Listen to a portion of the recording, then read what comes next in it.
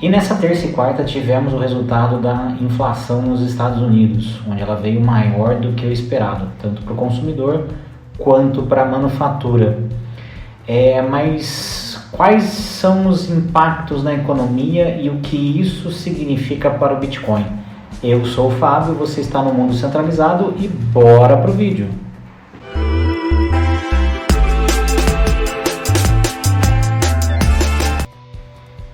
Bom, pessoal, primeiro vamos falar da inflação ao consumidor que saiu na terça-feira. Então, a inflação de consumidor anual, que era esperada de 8,1, veio 8,3. E a mensal, onde era esperada uma queda de 0,1%, ela veio acima 1%. As cores aqui do Invest não se apeguem pelas cores, tá? É que é positivo e negativo. Quando é positivo é verde, quando é negativo é vermelho. Mas não significa que é bom ou ruim, tá?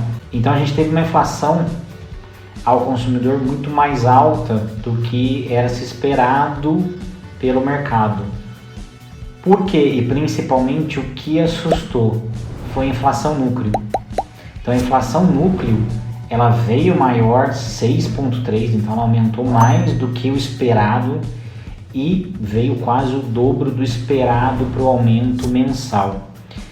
E o que isso significa? A núcleo é a inflação onde é medido a inflação dos produtos descontando alimento e petróleo. Então essa é uma inflação onde você tem os outros serviços sendo medidos. E os outros serviços como moradia, serviço médico, compra de bens, subiu muito mais do que o esperado, que assustou muito o mercado. E quando a gente fala do IPCA, do IPC geral, ou CIP em inglês, né? A gente tem aqui, se esperava uma redução, principalmente por causa da queda do valor do barril de petróleo. Com o arrefecimento da guerra e os preços de petróleo se estabilizando, se esperava essa queda da inflação. Coisa que não aconteceu. Isso derrubou muito o mercado. Antes da gente falar do mercado em si, o que aconteceu ontem, vamos pegar hoje que a gente teve a da manufatura ou da indústria, a inflação. Então a inflação mensal, ela veio em linha, então contando com petróleo e tudo mais, mas a inflação núcleo, com o mesmo conceito, tirando os combustíveis e energia aqui, ela veio maior. Então assim, a redução ali nos combustíveis trouxe para o patamar do que era se esperado, mas os outros insumos para a produção, eles estão subindo. O que, se esses insumos estão subindo, provavelmente esse repasse vai acontecer ao consumidor e a gente vai ver o resultado acontecendo no próximo CIP do próximo mês. O de setembro, que se refere aí, o de outubro, que se refere a setembro. Então isso pegou muito o mercado de surpresa. Mesmo no vídeo que eu faço de análise das criptomoedas na segunda-feira, que eu faço do Bitcoin, eu não acreditava que a gente teria a queda, não teria uma inflação tão maior. Eu acreditava que subiria gradativamente um pouquinho para depois cair com as notícias. Esses números, o que gerou no mercado? Então vamos aqui ao nosso contador da reunião do Fed. Vamos pegar aqui o número até ontem, 12 de setembro. Qual que era a expectativa? Praticamente todo mundo já cravava um aumento de 0,75 na taxa de juros, repetindo pela terceira vez seguida esse aumento, que já é um aumento alto de 0,75. Pouca gente acreditava em 9. Se você vem uma inflação mais baixa, você teria esse número migrando daqui para cá e o pessoal, um otimismo no mercado onde poderia surfar com isso. E até antes de um pouco da divulgação do número nas 9h30, o Bitcoin começou uma aceleração, né? Esperando que esse número viesse, todo mundo apostando nisso, mas veio o número que veio surpreendendo todo mundo. Com isso, o número virou, e virou drasticamente. Então hoje 70% apostam em 0,75 e já 30% do mercado aposta em 1 ponto percentual de aumento, que é muita coisa, muita coisa. E o porquê dessa aposta? Como os números econômicos de emprego, desemprego e salário estão muito bons e a inflação não arrefeceu, dá margem para o Fed se sentir confortável em trazer uma taxa de 1 ponto percentual na semana que vem. Então o mercado já começa a precificar esse valor. E com isso, gente, a gente tem o que aconteceu ontem, dia 13. Não sei se eu estou postando esse vídeo no dia 14 ou no dia 15. Vou tentar postar 2 vídeos hoje no dia 14, porque eu já subi o de hoje. Mas pra gente falar que eu acho que é importante. Desculpa se vocês tiverem ouvido passarinho ou uma serra, mas como eu falei pra vocês, eu até fiz um cortezinho. Mas aqui é extremamente difícil de gravar. Então, falando do dia de ontem. Então, o Bitcoin ele chegou a subir aqui, onde se a gente tem uma inflação boa, ele iria romper essa retração aqui de 23 mil, dos 38%, e buscar de novo a retração de 50% da Fibonacci de queda aqui que a gente fez. Eu não estou traçando Fibonacci de alta aqui ainda, porque para mim, enquanto a gente não romper os 50% a 60% dessa retração aqui, a gente começar a falar nessa casa, eu não inverto para uma Fibonacci de alta. Eu acho que ainda para confirmar, ela deveria romper esse número, para a gente fazer uma nova visão. Até porque os pontos de suporte e resistência estão bem bacanas aqui nesse indicador que a gente está fazendo. Então ela despencou e ela varou a resistência de 23% e veio parar na zona que ela estava na semana passada, 2 semanas atrás, onde ela se estabilizou aqui nessa zona de 19.900 sendo como suporte. Nesse momento está 20.200. Então ele começa a permear aqui novamente, mesmo com um número que não veio. Então acredito, e ainda é muito cedo hoje, a gente está na quarta-feira, tem quinta e sexta, tem mais alguns números não tão relevantes, mas a gente deve ver o Bitcoin começar a andar lateralmente aqui de novo. Vamos ver se os touros têm força para fazer subir até a resistência de 23, mas o mercado está extremamente apreensivo, mesmo com as boas notícias que vieram na segunda-feira da Ucrânia, e por isso do otimismo aqui somado às boas notícias da guerra da Ucrânia com a Rússia, mais uma inflação baixa, poderia fazer o preço subir. Não foi só o Bitcoin que sofreu. Se a gente for aqui na SP500, a queda de ontem, e o mercado já abriu, ele mantém aqui em queda, mas a queda de ontem foi a maior nos últimos 2 anos, desde junho de 2020, auge da pandemia, que a gente não tinha uma queda tão gigantesca no mercado.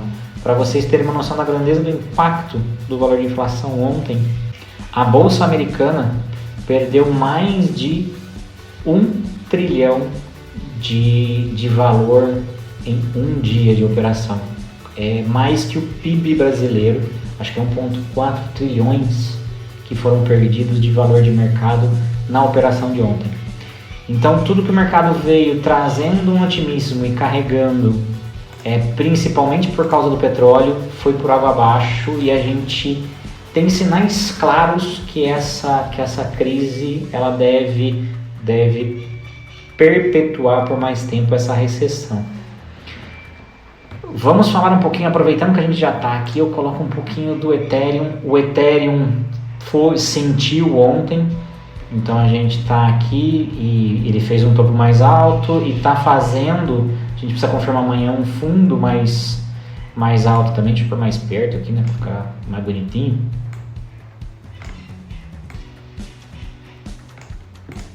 Mas ele está fazendo aqui um fundo menor que esse fundo na onde ele fez o topo aqui, que pode sim significar um aumento. Para o Ethereum, mais do que a crise que derrubou aqui esse suporte, que eu acho que ele esperaria o Demerge aqui é o Demerge amanhã. Vou fazer mais um vídeo depois que o Demerge acontecer e reportar tudo o que está acontecendo, mas nesse momento eu tenho um certo otimismo no Ethereum aqui, aguardando o resultado do Demerge amanhã, mesmo com o Bitcoin. O Bitcoin ainda tem que estar tentando se recuperar também, mas mesmo com SP500 abrindo em baixa. Então, pessoal, com tudo que aconteceu, a gente tem um mercado extremamente com sinal vermelho ligado. A gente deve ter o mercado lateralizado até o dia 21, quando vai ser a reunião do Fed para anúncio da taxa de juros. Eu acredito mais em uma possível pequenas quedas testando aquele suporte que a gente colocou ali dos 19.900, mais do que tentando testar o suporte de resistência. Acho que voltar a padrões das 2 últimas semanas é o mais provável que aconteça com o Bitcoin, e aí a gente vai ter as altcoins saltando e fazendo todo o movimento que elas vão fazer. E traz muita preocupação para o futuro. O que isso impacta no futuro?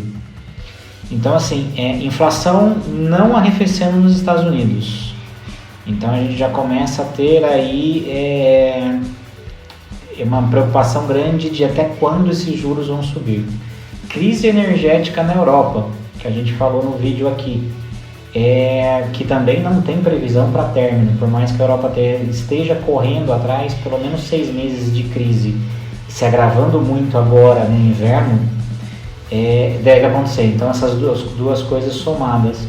Uma terceira é uma possível estouro da crise na China.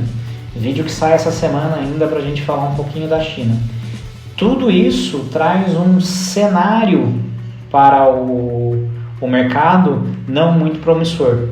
Ainda, por mais otimista, a guerra na Ucrânia com a Rússia, porque hoje essa semana a gente teve notícias muito importantes do avanço da Ucrânia, o que tira um pouco do peso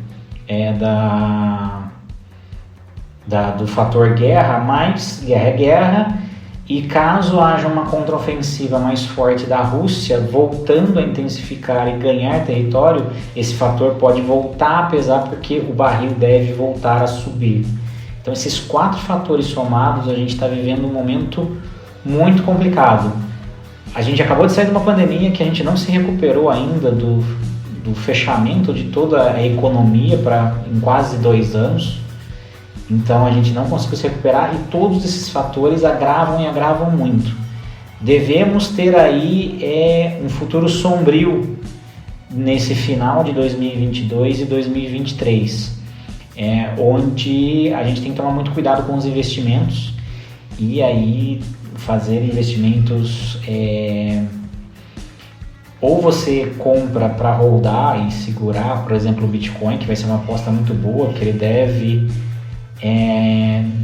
testar os 17 mil nessa conjuntura, se essa conjuntura piorar.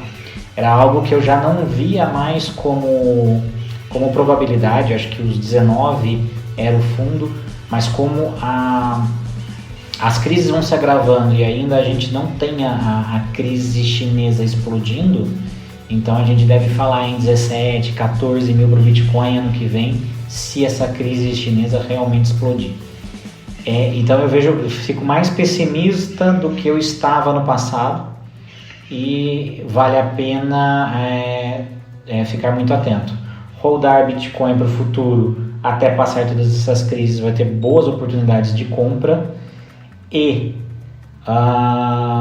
trades mais curtos possíveis para quem faz swing aí, não tentar holdar projetos por muito tempo, porque o futuro é incerto e as altcoins elas são muito mais voláteis que o próprio Bitcoin.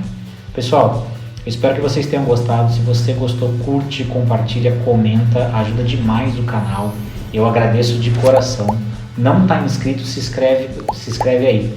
Por hoje era só, um grande abraço, Deus abençoe, tchau!